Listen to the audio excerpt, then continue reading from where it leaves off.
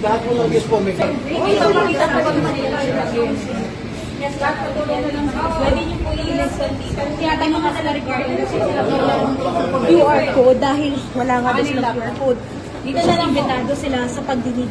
Oh, ito, ang invitasyon nila, hindi naman nila sinabing mag-QR code kami. O, tingnan nyo.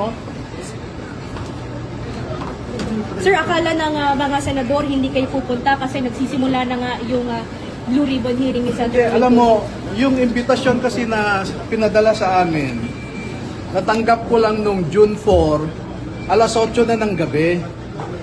Eh, nakauwi na sa mga probinsya yung ibang mga 18 soldiers, no? So, kinausap ko pa sila na kung maaari bumalik sila.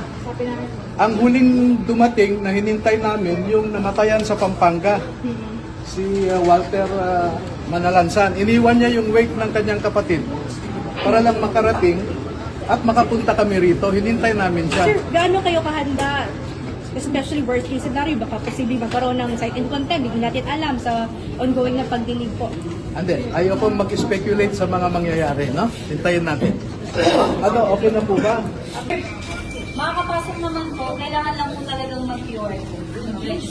Kung sinabi nyo sana kaagad sa invitasyon, hindi kami madedelay. Na-traffic na nga kami sa EDSA eh.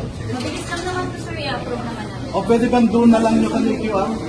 Yun na lang sir, mag-invitation.